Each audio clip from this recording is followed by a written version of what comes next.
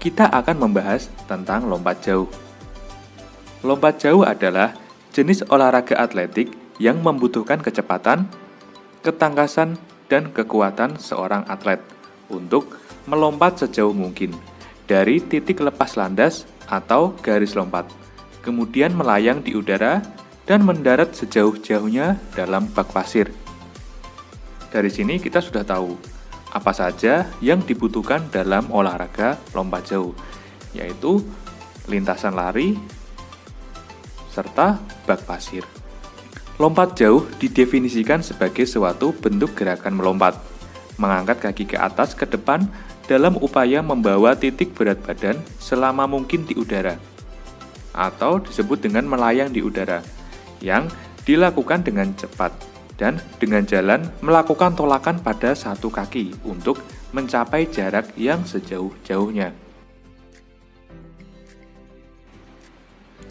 Terdapat beberapa macam gaya dalam lompat jauh, yaitu gaya jongkok, gaya menggantung, dan gaya berjalan di udara. Perbedaan mendasar pada ketiga gaya tersebut adalah pada posisi melayang. Olahraga lompat jauh telah eksis sejak zaman Yunani kuno. Pada awalnya, olahraga ini dimaksudkan sebagai salah satu bentuk latihan militer untuk melatih dan menguji kelincahan para prajurit ketika melewati rintangan seperti parit, jurang, dan yang lain.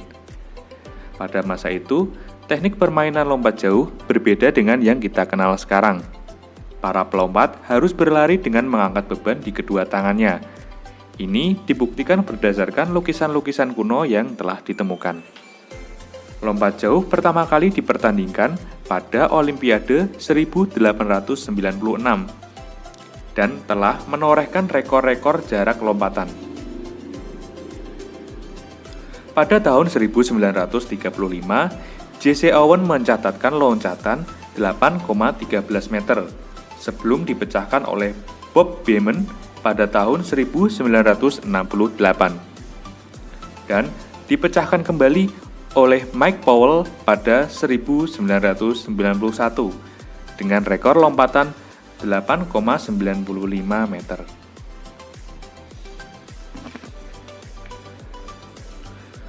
Lompat jauh mempunyai 4 fase gerakan, yaitu awalan, tolakan, melayang, dan mendarat.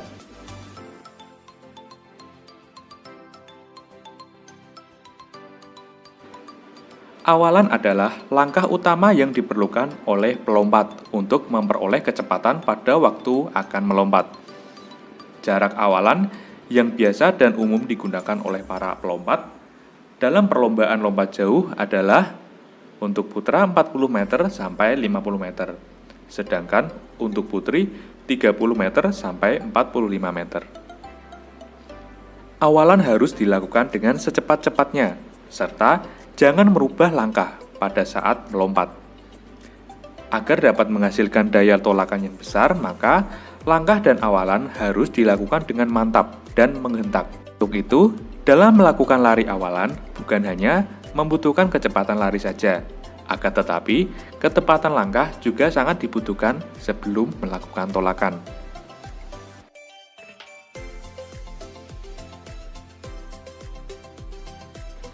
Tumpuan atau tolakan adalah gerakan menolak sekuat-kuatnya dengan kaki yang terkuat, yaitu meneruskan kecepatan horizontal ke kekuatan vertikal yang dilakukan secara cepat. Untuk membantu tolakan ke atas, lengan harus diayun ke atas dan kaki yang melangkah diayunkan setinggi mungkin. Cara bertumpu pada balok tumpuan harus dengan kuat. Tumit bertumpu terlebih dahulu, kemudian diteruskan dengan seluruh telapak kaki. Pandangan mata tetap lurus ke depan, agak ke atas.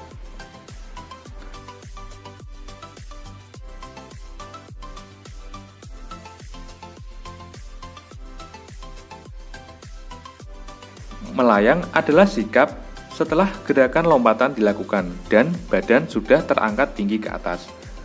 Sikap dan gerakan badan di udara sangat erat hubungannya dengan kecepatan awalan dan kekuatan tolakan.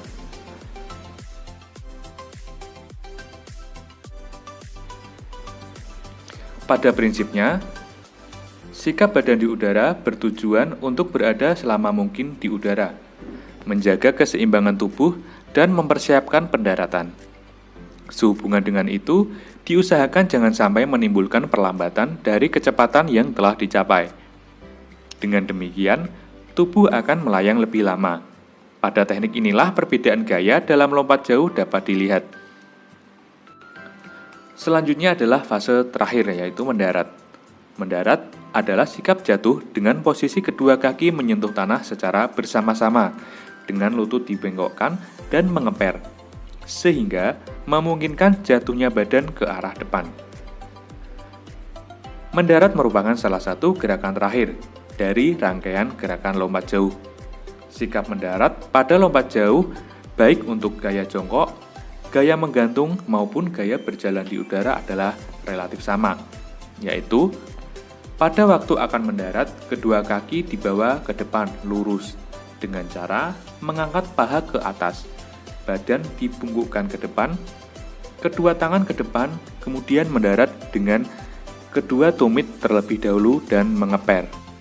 Beberapa gaya dalam lompat jauh, seperti yang sudah dijelaskan di depan, ada gaya jongkok, atau sering juga disebut gaya ortodok. Yang kedua adalah gaya menggantung, atau disebut sniper. Yang ketiga adalah gaya berjalan di udara, atau walking in the air.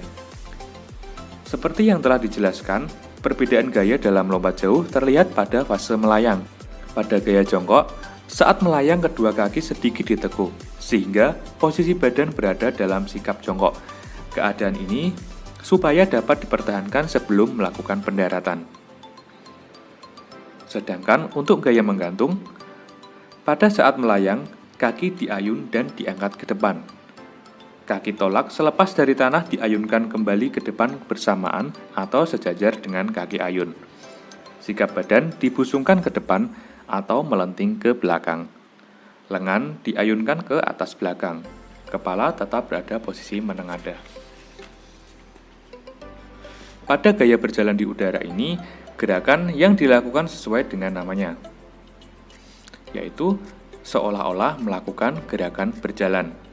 Dengan melakukan sikap berjalan di udara, kedua kaki saling bergantian mengayuh di udara.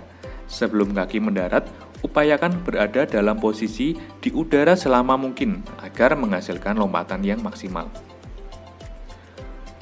Berikut adalah hal-hal yang perlu dihindari dalam lompat jauh.